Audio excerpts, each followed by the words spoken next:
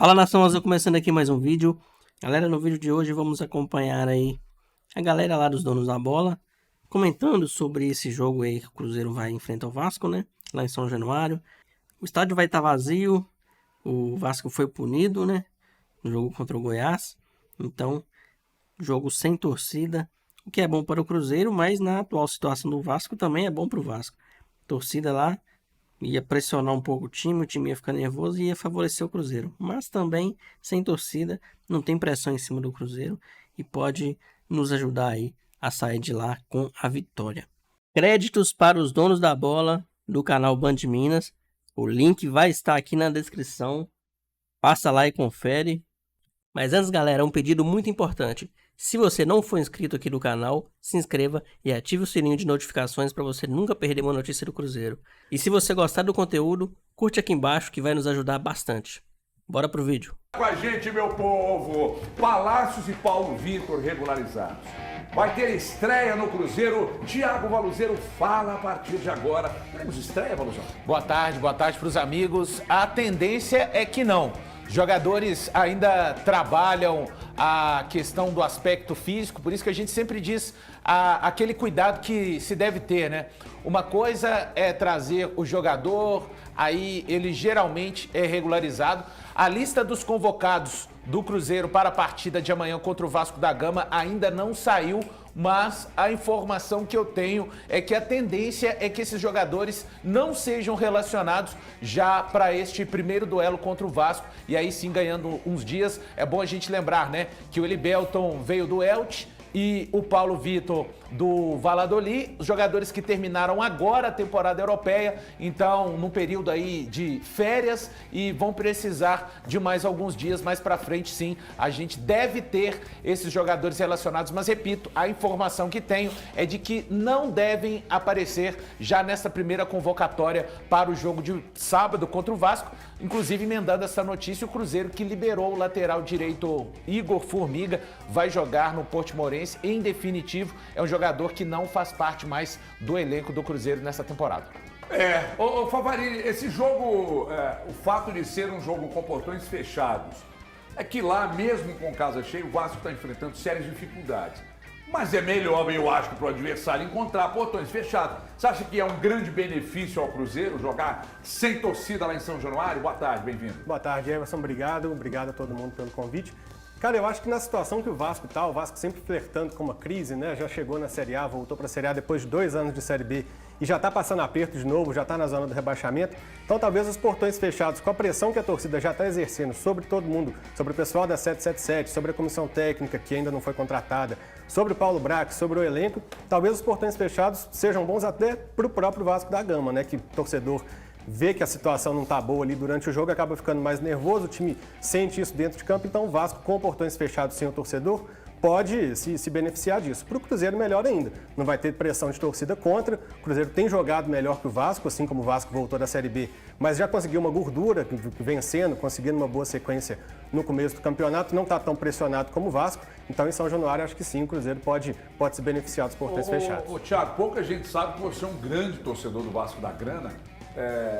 O Cruzeiro tem uma grande vantagem, não só pelo futebol, mas pelo fato do estádio estar vazio, ou pela pressão que está acontecendo lá e a mobilização que estão criando, mesmo sem torcida, pode ser um dificultador para o Cruzeiro, Thiagueira. E tem mais um fator, deve ser muito provavelmente a apresentação do Medel, né, que é o novo reforço do Vasco. Tá com Chega no Rio. Quantos anos? 35. 135. Jovem, né? Não, 35 anos, brincadeira. Medel pessoal. é no cravo e outra na ferradura, Mas, hein, irmão? HG, mais do que vascaíno, eu sou cruzeirense. Então, amanhã, eu não tenho dúvida. É 2-0 pro Cruzeiro. E 2-0 com tranquilidade. Porque esse time do Vasco é fraco demais. É muito ruim. E o Cruzeiro vai atropelar amanhã. 2-0, cabuloso. O Thiago, Eu estou mentalizado. o Thiago, eu vou falar a frase de novo, né? O futebol para ele não existe pronto, respeito começou, nenhum, né? começou. Essa questão. Eu concordo plenamente com o Estou Bruno. mentalizado. Você sabe que isso incomoda toda vez que o Cruzeiro não ganha o jogo. Aparece alguém e manda a gente cantar essa música. Pois é. Isso mexe com a estrutura emocional de muita gente. Pois é, e eu concordo com o Bruno quando ele fala a respeito dessa situação que o Vasco está vivendo, pela pressão que eles estão sofrendo com a torcida. Então o jogo pode dar uma aliviada para o Vasco, a questão da falta da torcida. É até uma incoerência nossa, a gente fala... Não, eu já vou te passar já a palavra. É até uma incoerência nossa. Fica quietinho, pode deixar. Ignorância. Não, é porque o que eu quero dizer, é até uma incoerência nossa a gente dizer que uma torcida do seu time atrapalha o seu time.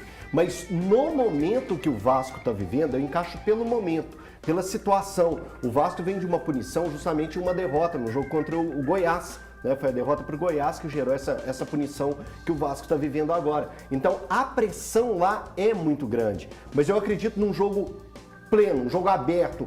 A gente tem muita memória do que a gente viveu nos tempos de pandemia com os portões fechados. E mesmo jogando no seu território, a grande maioria dos resultados foi positivo para o time da casa. Então essa questão do ter a ausência da torcida é uma pressão importante, mas nesse momento a gente já entende que no futebol, quando um time está focado, está dedicado, consegue sim usufruir do seu campo. E o Vasco pode fazer isso. Mas eu vejo o Cruzeiro com uma boa vantagem para ganhar esse jogo por causa do momento que o Cruzeiro está vivendo e do foco que esses jogadores têm. E, é claro, pela situação do Vasco. Ô Val, te incomodou esse lance do Elton meter um segura aí, irmão? Não, jamais, imagina. Só a questão do torcedor é o seguinte: a torcida do Vasco ela é uma torcida que tem atitudes errôneas, né, de depredação após. Isso está completamente errado. Mas durante o jogo, a torcida do Vasco carrega o Vasco. Tem praticamente 20 anos que o Vasco está numa crise tremenda e a torcida do Vasco, toda vez que ela pode estar presente. Então, assim, se estivesse presente hoje, por mais que o time atravesse um péssimo momento, durante os 90, agora você segura, por favor. Durante os 90, o torcedor do Vasco iria empurrar e eu acho que é um fator muito relevante você enfrentar o Vasco em um São Januário vazio, independente do momento do Vasco. Isso não credencia. Quer dizer que o Cruzeiro já ganhou, como disse o Thiago Fernandes aqui, por conta disso. Disse que vai ganhar. Então, praticamente a mesma coisa, trocando em miúdos. Então, assim, é uma circunstância especial que você tem um adversário um pouco mais enfraquecido por conta disso. Ganha o jogo? Não. Mas eu acho que é importante, porque geralmente São Januário pulsante empurrando o Vasco é uma outra situação. Ô Valor, concordo plenamente com a situação da torcida do Vasco. É de se admirar. Eu respeito muito a história do Vasco, gosto muito da torcida do Vasco. Mas o que eu digo especificamente para esse momento que o Vasco está vivendo, que é pressão para todos os lados. O Vasco é isso praticamente nas últimas 2 décadas. Eu concordo. É isso. Eu concordo. Eu digo o torcedor do Vasco se acostumou. As últimas semanas, eu vou te explicar o porquê. O Vasco acostumou tendo a gestão vascaína, como que era o clube. A partir do momento que entrou a SAF, e o vascaíno tem percebido nada mais vascaíno que essa SAF, outras SAFs se dando bem.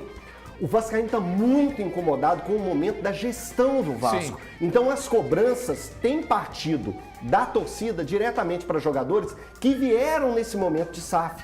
Então essa é a colocação que eu falo. No momento, nesse recorte, eu acho que dá uma certa respirada, principalmente para os focos, que são vários jogadores que vieram nesse momento de SAF. Eu vou dizer para você uma coisa, contrariando ao que aquelas figuras ali disse há pouco. Aquela figura vai ser uma teta, que o Cruzeiro vai passar o carro e tal. Para mim não vai.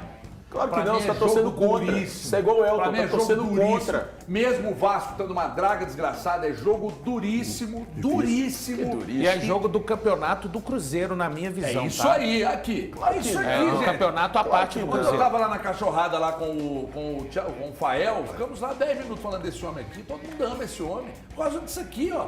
Ele consegue triturar com base num argumento bem montado, tudo aquilo que é dito por nós aqui. Ele tritura numa pequena frase. Mas nesse caso, HG, ele tá como errado, é que você vem assim falar com você? Qual o motivo te leva a achar que o Cruzeiro vai passar o carro no Vasco? Qual o motivo? A campanha ridícula do Vasco nessa temporada. Mas o jogo é um time. A campanha do Vasco é ridícula. Então já rebaixa o Vasco, acabou o campeonato. Não é que acabou, cara. É que pensando, vendo os dois jogos. O Cruzeiro jogou, essa é a 13ª? Quarta. 14ª rodada. O Cruzeiro jogou 13 rodadas. O Vasco também jogou 13 rodadas. Eu assisti aos dois times jogando durante essas rodadas. Não assisti todas do Vasco, mas assisti algumas do Vasco. E eu vi o suficiente para dizer que o Cruzeiro joga muito mais do que o Vasco. Então, tudo me leva a crer que o Cruzeiro passará o carro lá amanhã. Posso só lembrar de um Tudo momento? me leva a crer que momento? sim, É. o Vasco não ganha de ninguém. Então, Aliás, o Vasco ganhou do Atlético. Então, não, deixa eu só lembrar de um. Do Elton. Ganhou. Mas, cara, honestamente, honestamente, esse time não ganha de ninguém. Esse time não ganha de ninguém. Cara, deixa eu falar, deixa eu terminar. Mas você já falou. Aí, mas não é assim. Ué, você acabou de falar. Fala, é seu programa. Donos do Elton. Não, é porque o Elton da a televisão ela é assim, você coloca um ponto e pronto, Entendi. você não repete aquilo não. Você falou, ponto, aí passa pro coleguinha. Entendi, agora aí virou o coleguinha professor agora vai também. falar. Vamos lá. É só comentarista, né, professor? Vamos lá. O Vasco foi enfrentar o Atlético também em 2020. O Atlético vinha de uma sequência de 6 jogos, o Vasco de 5 derrotas. Aquele Vasco caiu em 2020. O Atlético perdeu de 3-2. Quem era o treinador? Sampaoli. Ah, eu não confio nesses caras. Ah, tá, então dá não. Eu confio nesses caras. Agora no Pepe eu confio. Ô, Favarinho, você vai na onda do Thiago?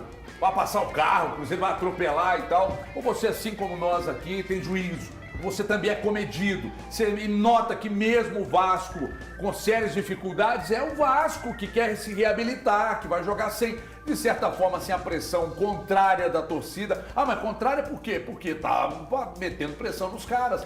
Então, sem torcida não pode ser um ponto positivo pro Vasco? Pode ser um ponto positivo para o Vasco, mas eu vou ser um pouco mais ponderado e dizer que o Cruzeiro tem se apresentado melhor que o Vasco no campeonato se a gente pegar o recorte Você apoia todo. o que o Thiago falou, o Cruzeiro vai passar o carro. Em partes, passar o carro, talvez passar 1, 2 rodas ali, o carro todo eu acho que não.